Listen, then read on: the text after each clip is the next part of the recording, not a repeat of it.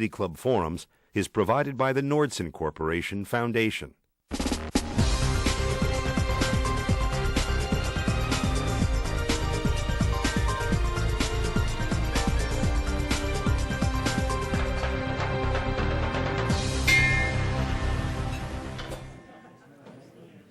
Good afternoon.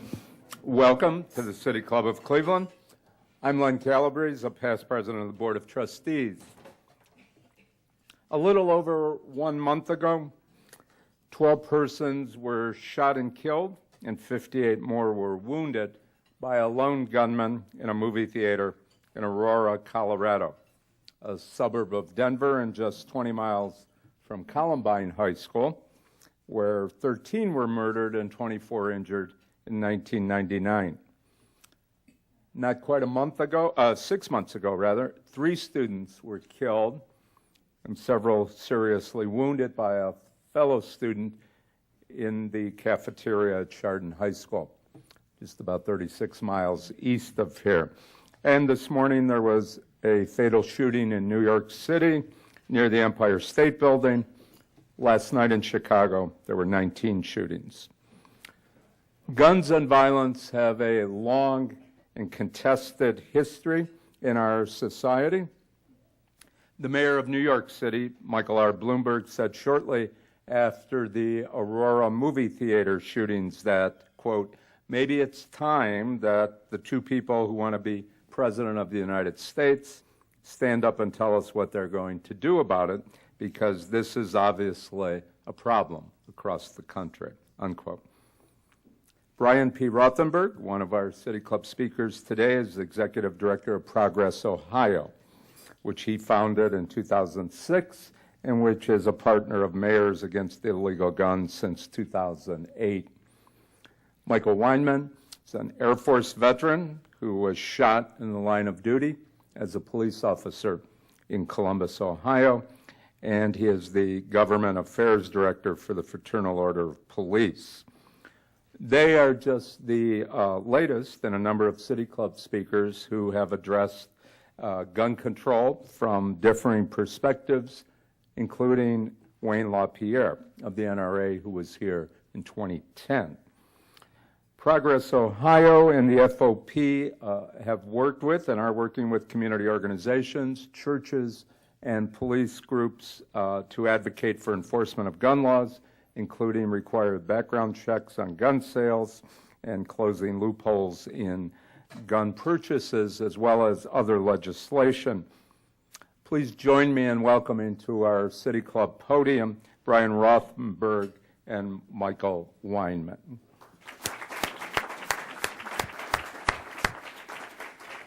We're going to hear from Brian Rothenberg first. Thank you, Len, and as a former member of the City Club, it's good to be back. I always start when I speak to groups by telling everybody that I have a voice made for email, which is why ProgressOhio has me working in email. Today I can add that I have a face made for radio. So today we start by taking a moment to remember what happened in New York this morning at the Empire State Building. For those of you who don't know, there was another mass shooting, 4 to 10 people this morning. Victims like this never stand alone.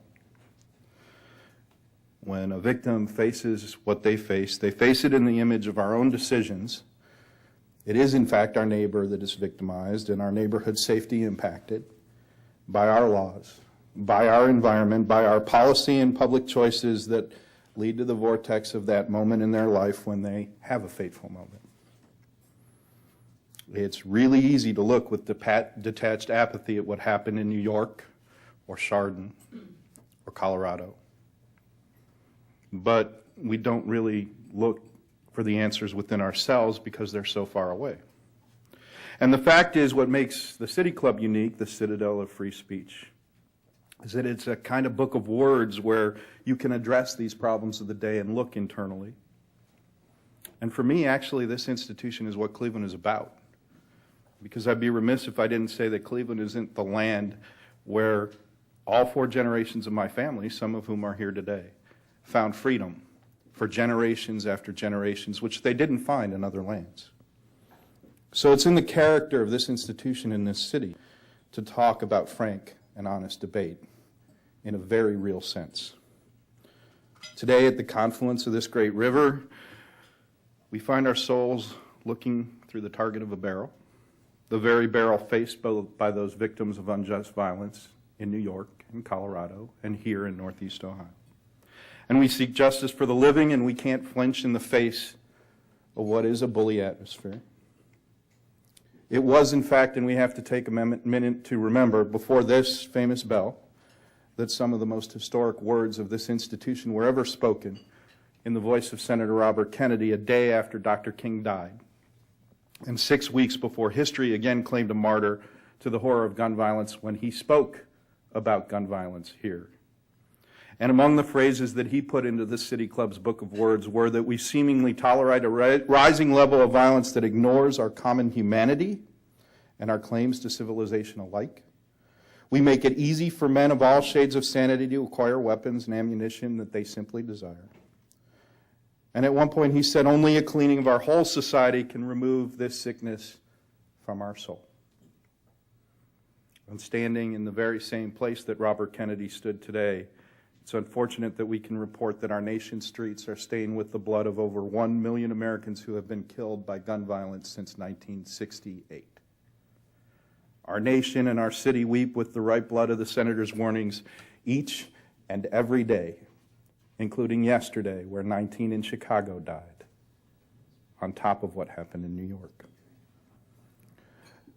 A generation ago, the violence that struck Dallas and Memphis and Los Angeles lent a dark undercurrent to those places in the popular imagination of our country. And now they've been replaced in the national consciousness by words like Columbine and Virginia Tech, and more recently here, Chardon and Tucson from a year ago, and Aurora and the Sikh Temple, and now the Empire State Building once again. In our dark shadows of public tragedies like these lie the shortened lives every year of 31,593 Americans who die of gun violence, only 200 of which are found to be legally justifiable self-defense homicides. And while 4,477 Americans were killed in the Iraq conflict, we seemingly forget that 252,744 souls in America have departed from gun violence in that same time, which should remind us of Senator Kennedy's words right here, that no one, no matter where he lives or what he does, can be certain who will suffer from the senseless acts of bloodshed. And as Senator Kennedy said, and so it goes on and on. So it goes that the mortality rate of the 4 states with the most recorded guns within their borders are 8 times higher than states with the least amount of guns. Overall in our nation, $100 million is spent on medical costs, criminal justice, and security precautions each and every year over gun violence. And the number of preschoolers killed by guns in 2008 and 2009 was actually nearly double the rate of officers killed in the line of duty, both of which are wrong. In fact, 87% of children killed in industrialized nations in the world under the age of 15 are killed right here in America every year. Ironically, we remove our shoes to board an airplane, but it's considered inconvenient. It's intrusive to run a background check on a gun buyer. So aren't we perverting common sense here? Republican pollster Frank Luntz actually did a survey recently that showed that even NRA members oppose their own NRA leadership on issues like requiring background checks, requiring safety training for gun owners, and in the case of concealed weapons, keeping guns out of the hands of people with prior convictions, including domestic violence. We can stare these extremist leaders down within the NRA and elsewhere by requiring background checks for gun sales once and for all and ending the gun show loophole. Folks, do you realize you could go downstairs in this building to CVS right now And you would have to show more ID to buy allergy medicine than you would to buy a gun from an unlicensed gun dealer in America. Think of the illogic example we're facing right now in our headlines that a right-wing movement that we have in this country wants to require more ID just to be able to vote than they want somebody to have to show to buy a gun or an assault firearm. It defies common sense. We can stare extremist leaders down by restricting access to high-capacity ammunition magazines, a danger we know is very real from the Aurora Theater shooting. Folks, no one says no one should have a gun, but self-defense is important and hunting is important, but I'm pretty confident that neither requires military combat zone ammunition.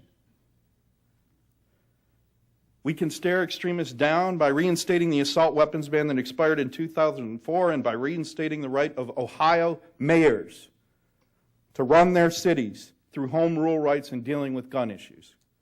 And we can return to a common sense that citizens, even law-abiding, gun-owning citizens, can make clear to legislators and governors that they must balance the vast majority of citizens out of the gun sights of a dangerous bully politic that goes on in our capitals each and every day by an extremely zealous gun lobby, some of which even, not all, but some, even called for in the wake of Chardon's shooting in Northeast Ohio for teachers and others to be armed in the classroom.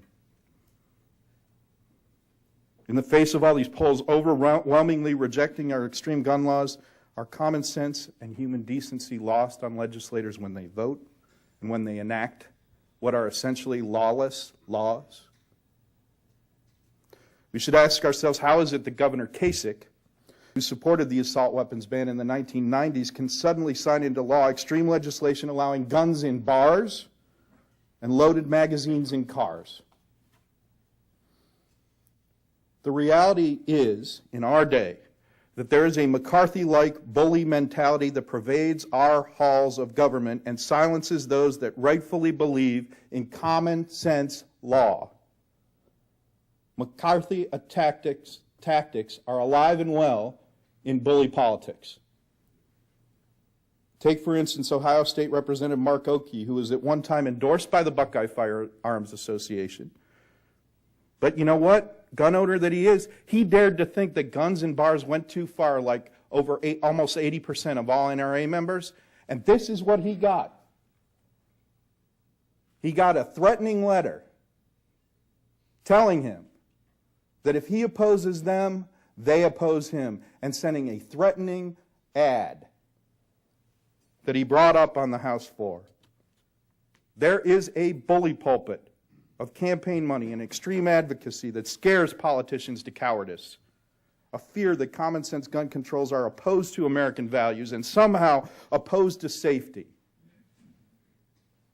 and somehow even opposed to our very commitment to our Constitution. Sounds very similar to McCarthyism. But in the wake of tragedies like this year and even today, at 9 this morning at the Empire State Building, can we afford not to flinch at this truth and folly of such nonsense while our cities run red with the lives and the blood of victims? Can we afford to let this fear of bully politics that is going on in Columbus and this extreme advocacy pander to legislators who want guns in bars, legislation that is pending to allow guns on college campuses, in schools, in parks, proposed legislation to allow guns in nursery schools, churches, and government buildings, increased access to guns for people with drug convictions, relaxed training standards for concealed weapons, playing with the definition of a loaded gun, trumping private property rights by letting anyone with a concealed weapon go onto any employer's property, whether the employer wants it there or not. Ohio's version of the Castle Doctrine, some of you more recently know it as the Stand Your Ground Law, which the Pike County prosecutor in Ohio is being used to protect drug dealers from drug dealers. And the Franklin County prosecutor said it's being used to confuse jurors. Legislative reciprocity that allows people with a concealed weapon from a state that has lesser laws than Ohio to use that concealed weapon in Ohio and come back to Ohio, passed by legislators and Mike DeWine Himself, a 1990s moderating politician on gun laws, but now he is tepid in the face of bully advocacy. And for the first time this year, in 14 years, firearms, unfortunately, as Michael will tell you, have surpassed motor vehicles as the #1 cause of death nationally for officers in the line of duty. Do we buckle and we flinch while Ohioans die at the hands of illegal guns? If this were terrorism and I told you how many people would die next year, would our politicians not be reacting, trying to solve this problem? So as Michael comes up, who is a true hero, I end with the hope of Senator Kennedy and my own Cleveland ancestors. We call on all to stare down the bully tactics that have led to political cowardice on common sense gun laws.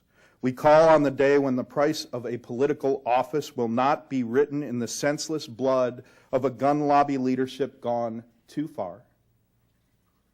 We call on the day when civil discourse will honor voices of reason, when the politics of fear of a bully lobby is replaced by an awakened America where we reclaim common sense, a recognition that we are proud Ohioans respectful of our neighbors' rights. We are proud neighbors and sons of the real legacy of American founders, not some perverted extreme fabrication of it. And we are no less vigilant in the humble sight of our Constitution and our Lord in protecting defenseless victims in the same view of God's image. In the end, I enter my words into this forum, knowing that with faith in humanity, we understand we do not face inward. We actually face gun violence together with all America's victims. We must recognize that their confluence of fate in their moment leads back to us, to our rhetoric, to our maturity and leadership, to our actions, to our government and our laws.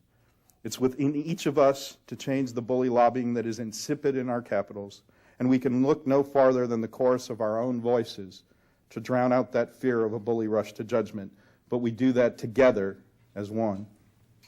And we enter these words into the century of City Club ideas saying that it is okay, it is brave, it is in fact, folks, laudable not to blink at the barrel of a bully. And we share these words not just with politicians and the powerful, but as a reminder to all citizens. It is time to stand with victims. It is time, folks, to stare the bully down.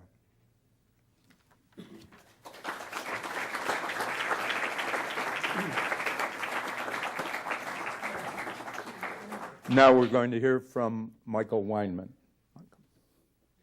Good afternoon. My name is Michael Weinman. I'm currently Director of Government Affairs for the Fraternal Order of Police. A bit about me, I was an Air Force veteran, and while I was stationed here in Ohio, I applied for and was accepted to the Columbus Police Department. While on routine patrol, I was dispatched on a traffic accident call. The information we had was that the driver was incapacitated. It was 2:30 in the morning, and I arrived first.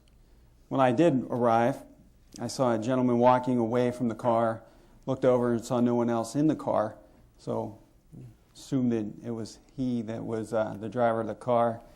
So I stopped my car up ahead of him, got out and approached him and asked him if he needed an ambulance. At first he denied that he was the driver of the car, but I had caught him in mid-throw. He still had the car keys in his hand, and so he had to fess up to being the driver of the car. So I asked him if he needed an ambulance, and he told me that he didn't. And I then asked him if he'd like to take a seat in my cruiser so we could do the accident report. But at 2:30 in the morning in this area, I at first wanted to pat him down. And this is something he agreed to. So he put his came up to my cruiser, put his two hands on the hood there, and I didn't like that technique. So I asked him to bring his hands behind his back and interlace his fingers. He brought one hand back, but not the other. So when I reached for that hand that was still on the hood, that's when he turned around on me. I pinned him to the fender of the car with my hips, and with my other hand, I took the mace out and maced him, and it had absolutely no effect on him whatsoever. He just simply looked at me and asked me what I was doing. So I asked him not to resist, and he told me that he would allow me to handcuff him. So holding on to one arm, I let him get off the cruiser. He turned around, and just as he did, tried to shove me with his backside there, and I reached around his neck and tried to sweep his legs out from underneath him to get him on the ground. I was at a pretty good size of disadvantage there. I'm 5'11", 175 pounds, and he was 6'4", 280 pounds. And I didn't know it at the time, but he had spent virtually almost all of his life in jail. So he knew exactly what I was going to do before I did it. So I was not able to get him on the ground. Instead, he stood up, and I was hanging off his neck while we were walking around this little area here on the berm of the road. I was afraid to, start hitting him or anything, so I didn't want him to come down on top of me and be sandwiched underneath this guy. So I kind of rode it out, and somehow I managed to get him back to the cruiser and got him pinned on the cruiser with his back, one shoulder blade on the hood, the other shoulder blade on the windshield there, and I had him underneath the armpits there, and I was holding on for dear life. Every muscle in my body was burning. I was going to pin this guy down. There was another car that was dispatched on this run with me, and I was just waiting for them to arrive so we could get this guy under control. And just then, he asked me if I was going to arrest him. And mind you, he was calm the whole time. He never raised his voice or anything. It was actually kind of eerie. And I was like, yeah, I'm going to arrest you. And he asked me, well, what for? I said, I don't know, dude, fleeing the scene of an accident. He goes, all right, I'll let you handcuff me. And I was like, no, you're just going to stay right there. And I braced for it. Sure enough, he popped right up. Could not keep this guy down. And in that split second that we were looking at one another, I just saw the muzzle flash. Never heard it, just saw it. And next thing I knew, I was on the ground, on my back, with my knees bent and my feet were flat. And my first thought was how much I was going to take this guy down.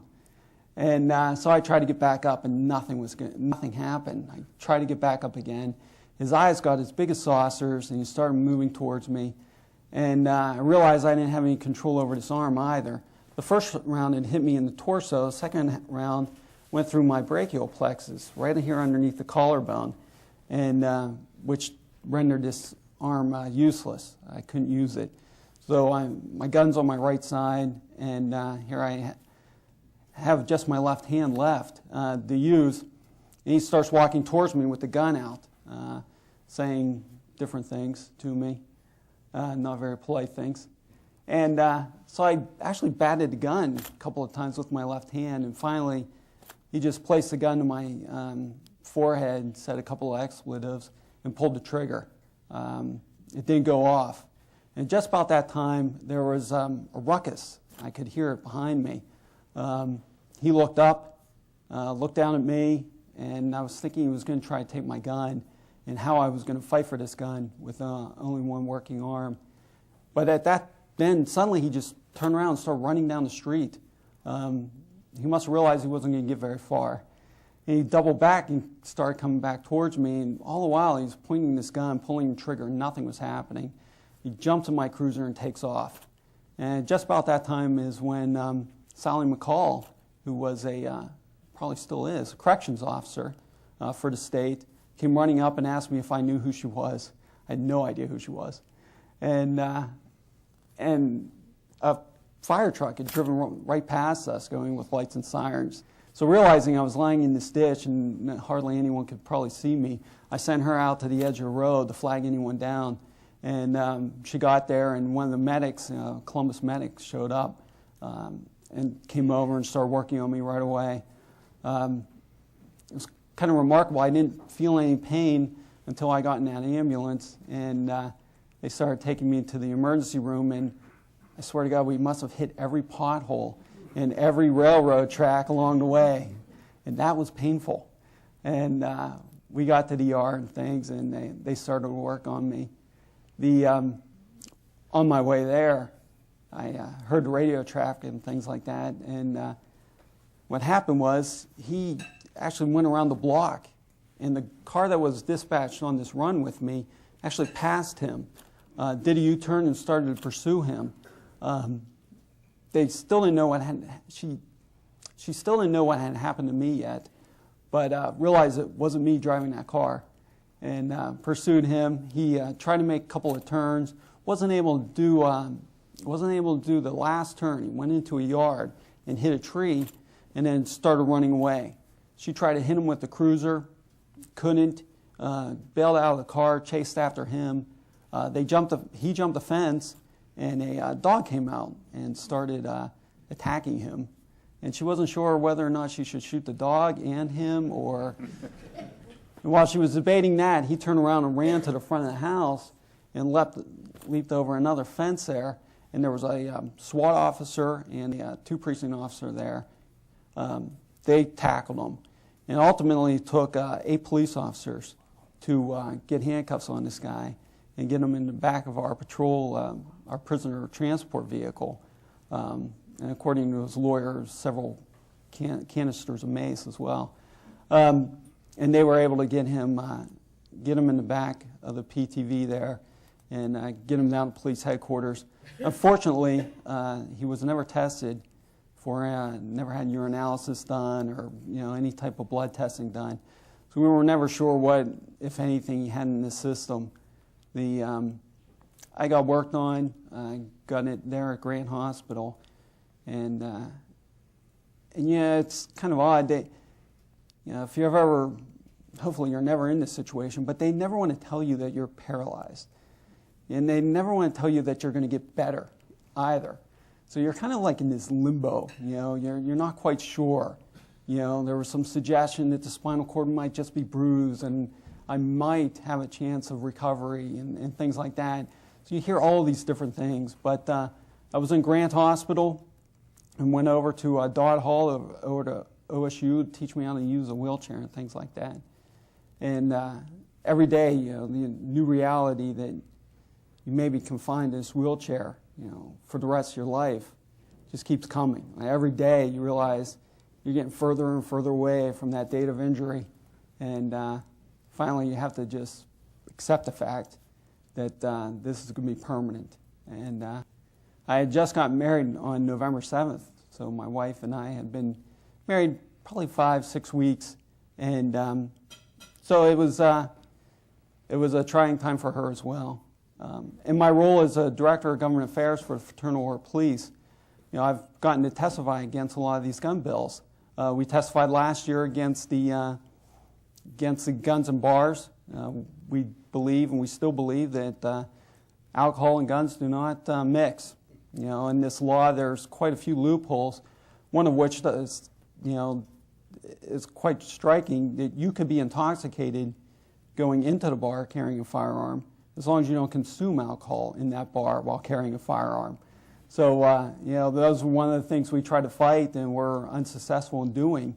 In that fight, we try to get an implied consent type thing, just like driver's license. If we suspect that you have been drinking, you're a concealed carry permit holder, and you're in this bar, allow us to test you. That was shot down as well. I just recently testified on another bill, House Bill 422, that does 3 things.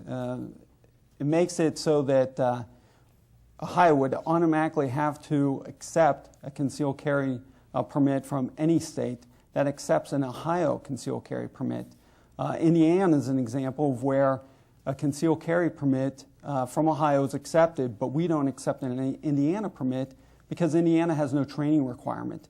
There's no training requirement at all in Indiana. We would have to accept the Florida permit in spite of the fact they do no national background check. The other prong of this legislation, House Bill 499, has to do with loaded and unloaded magazines and speed loaders. And the way this bill's written, they can have a loaded magazine and speed loader right next to the firearm. So if you're familiar with firearms, you can have an automatic weapon with the slide back and be able to accept that magazine and in a matter of moments and be able to engage a target. And as Brian mentioned, that target is more often than not police officers that we're finding. Even nationwide, concealed carry permit holders have killed 12 police officers one right here in Twinsburg, Ohio. The third component of this bill is it would no longer allow for the retesting of concealed carry permit holders. So once you got your testing, once you got your permit, anytime after that, the 5-year period, you will no longer have to go any type of competency. So quite frankly, you could suffer from macular degeneration, be blind, and still have a concealed carry permit. So that is one, those three components, we are opposed to all three of those. There's another bill out there, 422, House Bill 422, Representative Mag is sponsored, where there would no longer be notification by the concealed carry permit holder that they are armed to the police officer. They try to argue that we would have that information already when we run their license plate. However, if they drive a different car or if we approach them on the street, we wouldn't have that information readily available. So that heightens, now all of a sudden this officer's going to see that this guy has a gun. He never told him he had a gun, and there's obviously some serious safety concerns with that legislation. The FOP believes, we believe there can be some reasonable gun laws that can be enforceable. Unfortunately, we haven't made any progress with that. We've tried to sit in on meetings where we can work on this type of legislation, but we've been shut out of those discussions as of late. So it's really discouraging.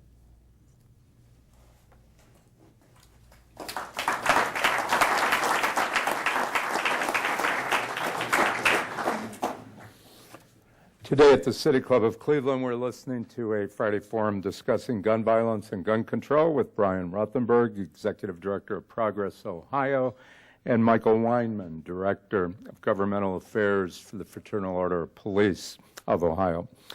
We'll return to our speakers in just a moment for our traditional City Club questions, and we hope you'll take this time now to formulate questions, and hope you'll be brief and to the point. We want to welcome all of you here, as well as those listening to 90.3 WCPN Idea Stream, WCLV, WTAM, or one of the many radio stations across the country. Our television broadcast partner is WVIZ, PBS Idea Stream. Television broadcasts of the City Club are made possible by Cleveland State University and PNC. Our live webcast is supported by the University of Akron. Closed captioning of our programs is made possible by the Nordson Corporation. Now we would like to return to our speakers for our traditional City Club question and answer period. We, of course, welcome questions from everyone, including guests. And holding our microphone today is Carrie Miller, our City Club Program Director. First question. Michael Weinman, you have an inspiring story, so I hope it makes a difference as you continue to testify on the negative aspects of gun violence. My question is for Brian Rothenberg. With your organization, you've partnered for us addressing the gun violence, but have you considered doing any partnerships or any research of how gun violence is connected with our youth and video games?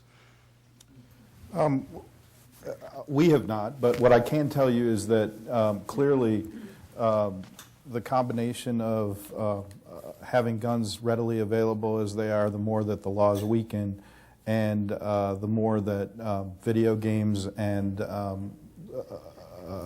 media in general, whether it's music or movies or television, increase. It's not a good situation. It's a pretty fluid situation.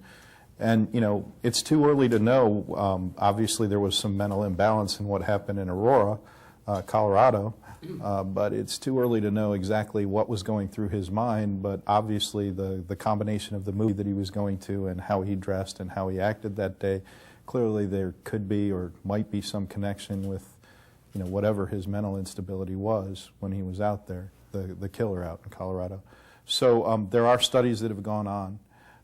It's just a toxic mix. It's just, people are, especially if you're unstable, you're seeing this more as a game, and then guns and ammunition are readily available. I believe the killer in Colorado actually had numerous shipments of semi-automatic ammunition and guns that were UPS to his house, and no one raised the issue, not even the people delivering the packages. So you know, that's why common sense seems to have sort of gone by the wayside here.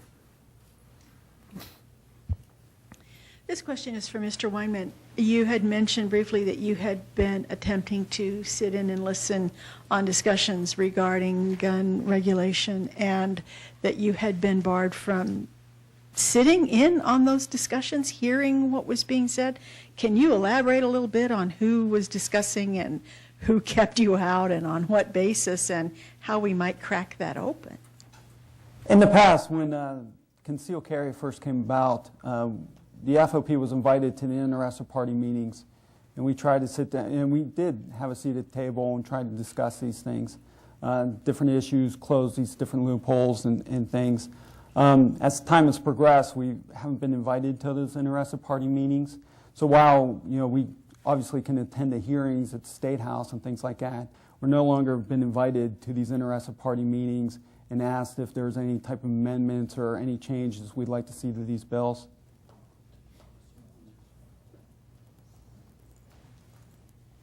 Yes. Not too long ago, the United States Supreme Court interpreted the Constitution in a broad way, enabling people to have the right to bear arms. What is your reaction to this decision, and why? My personal reaction to the decision, I didn't agree with it. It is the law of the land. However, none of the things that we've discussed today would be banned under that ruling that we have discussed, whether it's providing for education for people getting concealed weapons, whether it's providing for background checks that need to be done in getting through the gun show loophole. All of these things are things that can be done. The assault weapons ban as well. The home rule issue is an issue that the Ohio Supreme Court took up with mayors here in Ohio, which basically made it very difficult for urban mayors to be able to enforce gun laws here in Columbus, in Cleveland, in Cincinnati, and I believe there was a case that went all the way to the Ohio Supreme Court. So yeah, there are some legal challenges. The one thing I want to make sure everybody out there knows is, this isn't about getting rid of the Second Amendment. People have a right to bear arms, that's fine, but people have a right to not bear arms as well, and that's where we're getting into a very murky area here, where there's a very extreme lobby out here that thinks that everybody needs to arm. And that's just not the way America works. Well, thank you both for what you're doing. My question is, in the face of what you accurately describe as the bully lobby, what can we actually do? What recourse do we have? Thank you. Well, I know Michael can address it from a legislative standpoint. Obviously, I'm an activist, and I'm proud of being an activist. I believe that you need to talk and pay attention to your state legislators. Most people pay attention to Congress, but they don't necessarily follow what's going on in state government. I believe that we need to put pressure and make sure folks that were moderate, like John Kasich, like Mike DeWine, start to understand that it is not acceptable to sort of kowtow to this lobby. But until, as I said in my speech, until all of us start to speak up in a much louder voice about this issue, we're going to continue to see what's happening on the streets of Chicago, the streets of New York, even in movie theaters in Aurora, Colorado. And you know what? Those are the things we see and we know about. But each and every day here in the city of Cleveland, and I can tell you as the former press secretary that had to deal with the police department here in this town, every day someone's shot. And I've had to deal with it. I've had to go to a scene of a crime where a child was accidentally shot because someone fired a gun and they misfired and it actually shot at a child. I've had to go to that scene. So, folks, it's not just what we see. And until all of us speak up and say the extreme kind of behavior here is wrong, this bully mentality is wrong, Michael's a lone voice. The FOP is a lone voice. They're very powerful and they have powerful stories. But they need other people to speak up and give them more power. And in regards to the FOP, we added two questions to our candidate questionnaire this year, and that was Representative Magg's bill about not notifying the police officers when you're carrying a firearm, when you're concealed carry permit holder. And we also added another question regarding right to resist. If in Indiana they passed a law recently that allowed homeowners or whomever to open fire on police officers if they felt that the police officers were on their property unlawfully. And that is open to the interpretation of the property owner. So those two questions we added to our into our endorsement process. It's very difficult for the FOP. We have NRA members, and so we always try to find that balance there between officer safety and the Second Amendment.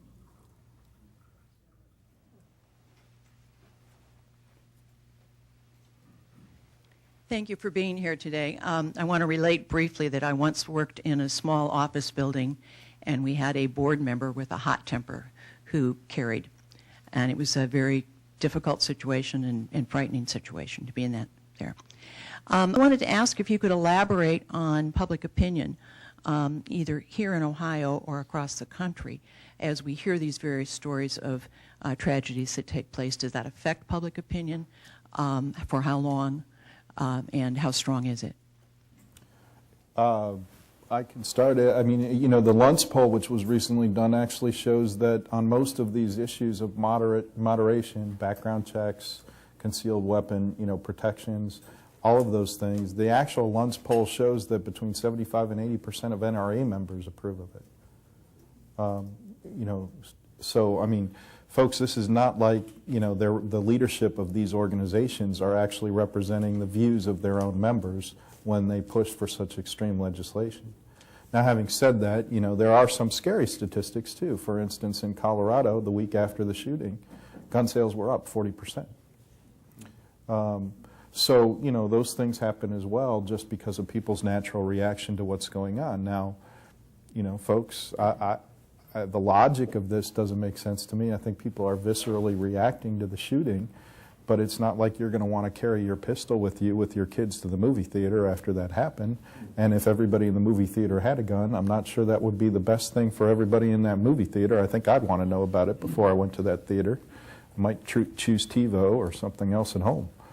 But polling-wise, polls support most of these major reforms that are moderate.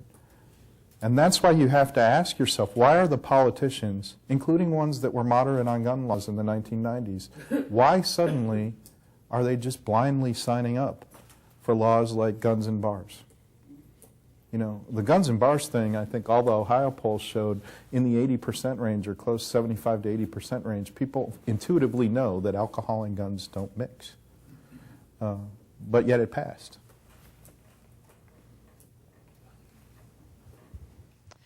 Thank you for coming to speak on this very important subject. I just have a suggestion. Gun control raises a lot of hackles because the Supreme Court has ruled on it, and there are a lot of people who are hunters who want to have a gun. Killing people is illegal, not having a gun. Why can't we change the name instead of gun control? Why don't you call it violence control and see if we can get to first base? I think you've got a good idea. I mean, you talk about violence and victims. And honestly, I'm not a hunter, but I respect the right of people to be able to hunt. I'm not sure you need a submachine gun to do it. I don't think you need military-style ammunition to shoot a deer. But you're right. It's a common sense issue.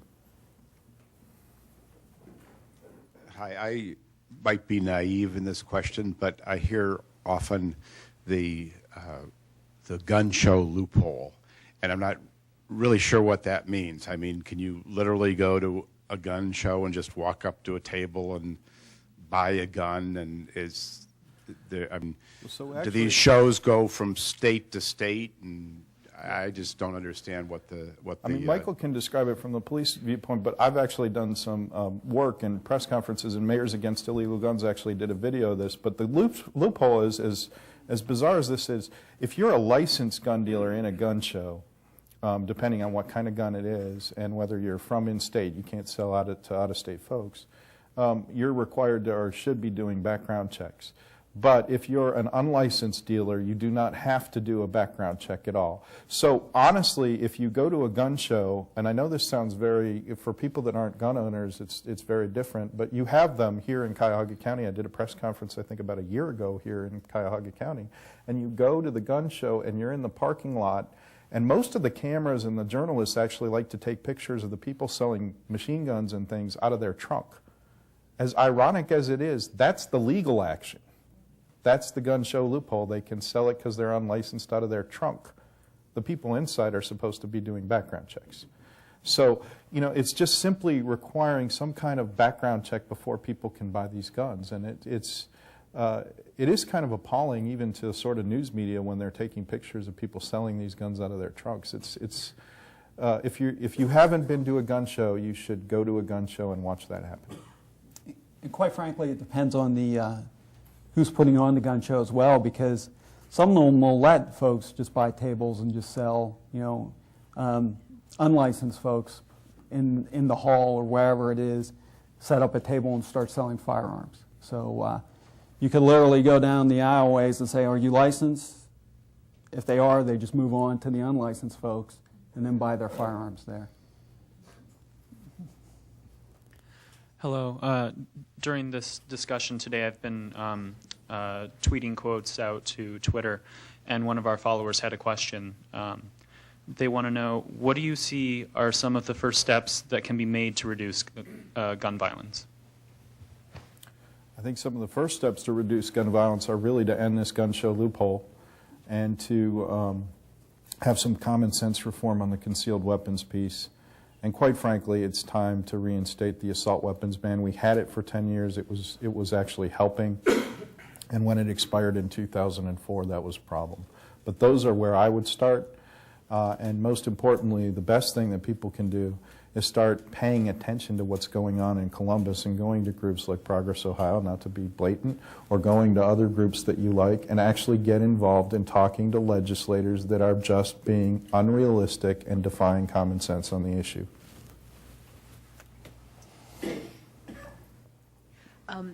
Background checks are only as good as the information that the states feed to the Federal Registry. Do you have any thoughts as to what we can do to make states submit that information to the Federal Registry in a timely and precise manner? Well, clearly, I don't know if you've dealt with this issue in the legislature, but clearly Ohio has had some issues when it comes to trying to do these registries and trying to get these things up to speed. One thing that also became clear about our inability as a state government to relay these types of information are about a study just came out that about 1/3 of all the people that had mental incapacity and were not supposed to be getting these guns in Ohio, there's only 1/3 of them that are actually registered. About 2/3 have never been actually recorded or registered.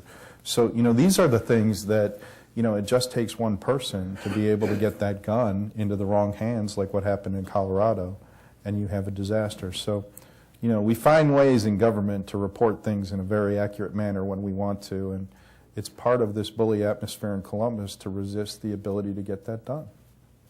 And that's one of the frustrations we have as well, because, it's a felony 3 if a police officer would say so-and-so has a concealed carry permit. It's a felony 3. I mean, he faces jail time for doing that. Reporters can't get that information either unless they go to the courthouse, and they can't take a pencil, they can't take a piece of paper in with them. They just have to read who has a concealed carry permit. So it's difficult to see, how the amount of crimes that are being committed by concealed carry permit holders. It's basically it's pretty much a state-sanctioned cover-up. You can go to the Attorney General's website and see how many folks have been suspended and revoked in the past year. You could get that information, but the way the law states is the sheriff has to become aware of it. So unlike teachers who have an automatic what's called a wrap-back program for teachers, when a teacher gets arrested, it gets entered into the system. The Ohio Department of Education is immediately notified. That's not the case with concealed carry permit holders. So you really don't have any idea how many are out there that are committing crimes. And with the overall viewpoint, I mean, you can't really pin down who's responsible to put what information in where. And the Highway Patrol is responsible for the law enforcement automated data system. The Attorney General is responsible for, getting this report together to the General Assembly on suspensions, revocations, and things like that. But there has to be some sort of central database where all this information goes into, and it should be put in there immediately. This is perhaps an unfair question because you come to us as people who work on, the current legislation rather than historians. But it's ultimately, seems to me, it is our populace, our culture, which exerts pressure against some of these gun control measures.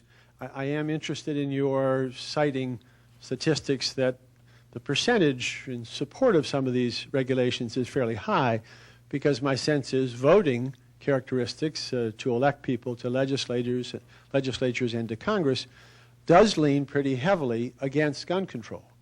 And I ask if you have a sense of where this comes from in our country's history. I have my own imaginings, but I'd like to hear yours. One of the facts to set down as one thinks about it is that Canada had the same history with the frontier that we did, so it's not just having open lands to settle.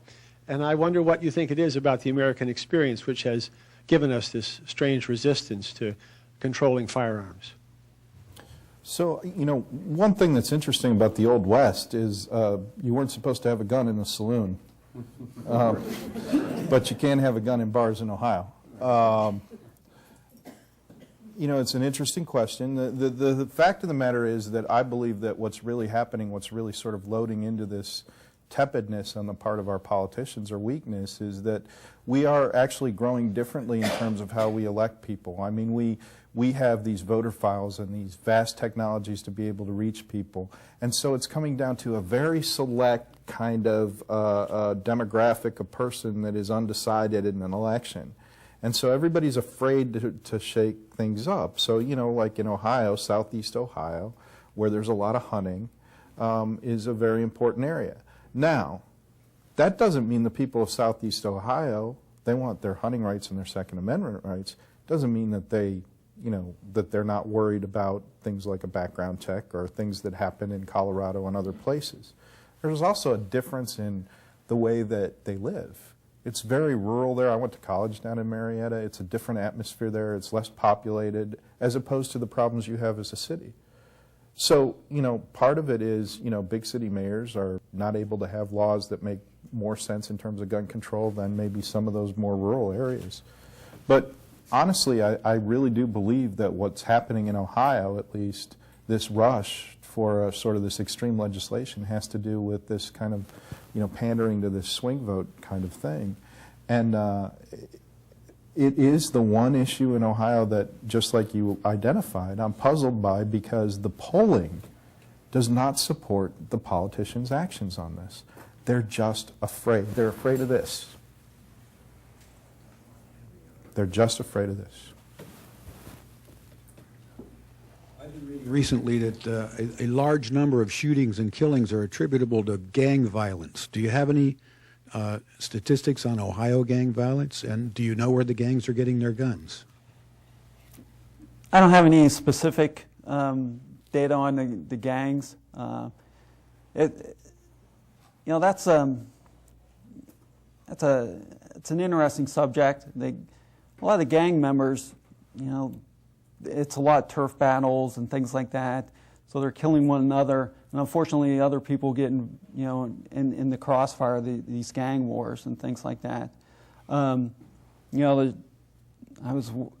went to 2 shootings. They were both drug related, but neither was gang related, but they were drug related, within 1 week when I was there in Columbus.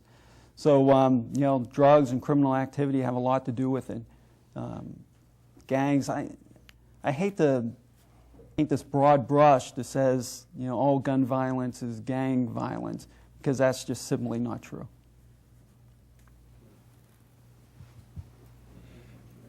It's been a very interesting conversation. I was wondering whether maybe we have a problem of the NRA being slightly rogue in its leadership.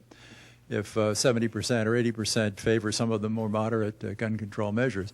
And I wonder if it would be possible, and I'd like to solicit your comment on whether lobbying within the NRA, I know historically it used to be gun safety and gun education, and the lobbying was a very small part of it, and only when they really felt threatened. It seems like the leadership we've heard about is a rogue leadership, and the NRA itself could take some kind of an action that would moderate their leadership or create a new organization that would speak for education. Well, you know, I do think that's the case. I mean, I honestly think that some common sense legislation has been thrown out, that this, you know, rush to Second Amendment is sort of out of control.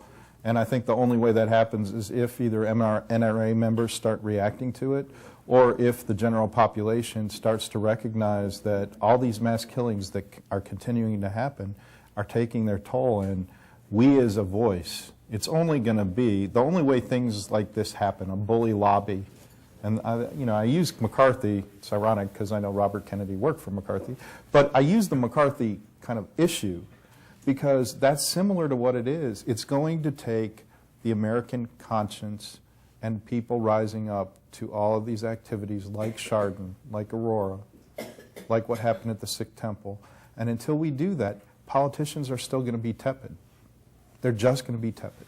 And to go on your point, I was struck during the testimony of House Bill 499 when two NRA instructors got up there and testified and said, well, you don't need additional training. You know, having a firearm is like riding a bike. Once you learn it once, you're good forever. And I was like, wow, that's remarkable that a training instructor would say such a thing.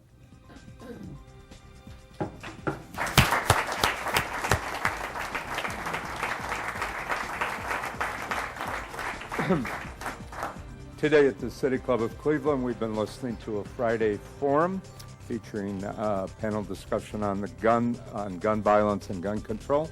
We want to thank Brian Rothenberg and Michael Weinman very much. We want to thank all of you, ladies and gentlemen, and this forum is now adjourned.